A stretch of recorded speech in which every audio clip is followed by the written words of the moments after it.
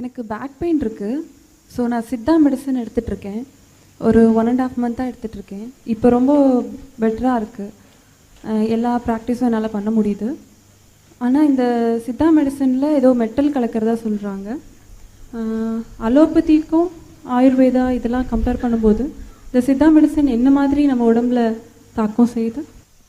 Essentially, the difference between Ayurveda and Siddha and allopathy is just this.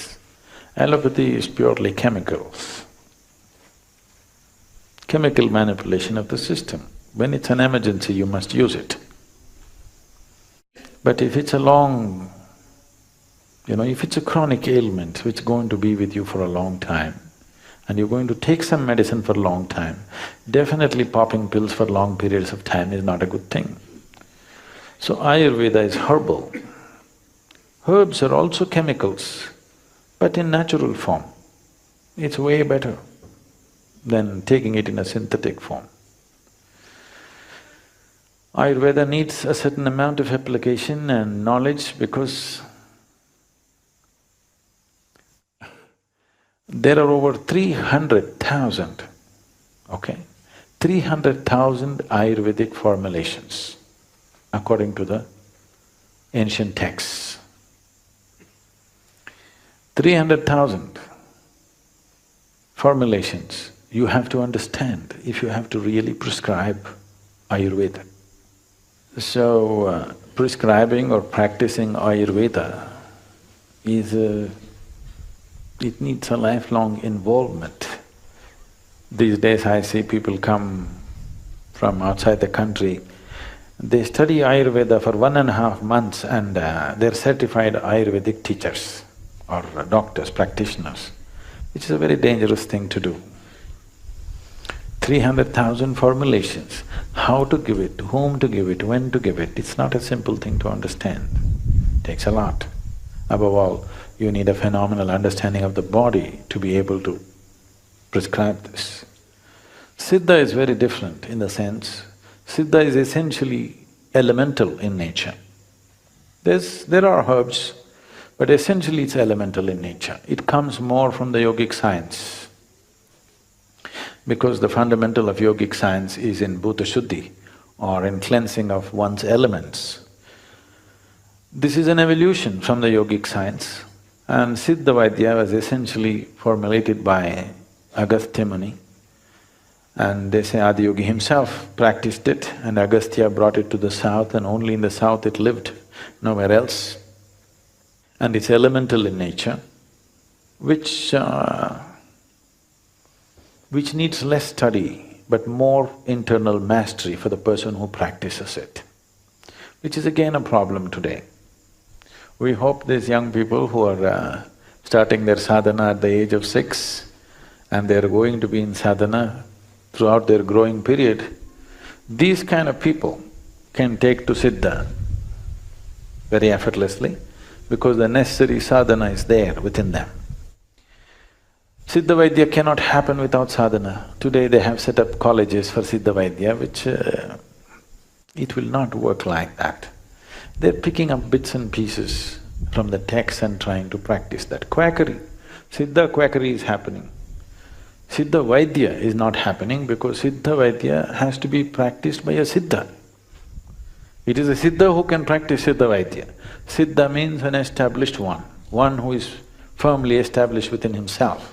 Because it's elemental in nature. Because it's elemental, it's not really a medicine as such. You are dealing with the fundamental material which makes the body. You're not trying to infuse some other medicine into it. So usage of metals is very much prevalent in Siddha. I know the Western medicine will immediately brand it as nonsense, but in Siddha, all the things that you consider as poisonous are used as a part of their medicine. 9 deadly poisons, you've heard of Navapashana. All the 9 deadly poisons are used as medicine. Lead is very frequently used, mercury is regularly used. Rasa Vaidya is very much part of Siddha Vaidya. And for those of you who are calling for God's help, When I mention the word mercury, mercury is not poisonous. It is just with mercury oxides, people have poisoned water. It is irresponsible usage in the industry which has done this. There is mercury in the soil, okay? We did not import mercury from Mars. It's always been in this planet. It is not poison. It is mercury oxides which are irresponsibly used in industry and let out into the rivers and lakes, which poisoned the waters on this planet. Now they think mercury is poison. No, mercury is not poison, but if you drink it, it'll kill you. Not because you can absorb it as poison. It is because of its sheer weight. If you put it into the stomach, it will not go through the pipe, it will just drip through the stomach because of its sheer weight. Because its specific gravity is almost 14 times that of water. Because of that, because of sheer weight, if you place it in your hand, it just goes into your hand through the pores. Similarly, if you put it into the stomach, it'll go through the stomach, it'll not go through the intestine.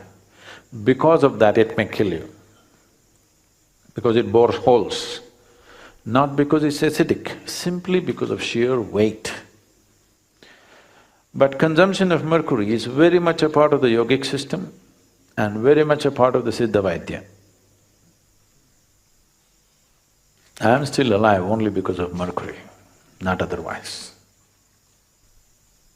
So, Siddha is a very completely different kind of medicine system than anything that you will find on the planet, but it needs a Siddha to give Siddha medicine. If you are not established, if you can't hold the mercury, you don't give mercury to somebody else. Yogic system has always used mercury. Mercury and yogis are always together. You cannot… Even you will see, traveling yogis will carry a little bit of mercury with them always. If not in liquid form, in solid form, solidified mercury, people do practices, keeping it in their mouth and doing things and whatever. There are various aspects to it. Nobody try that here, okay? We don't want you dead. It's not just bad things that kill you, good things that you're not ready for can kill you.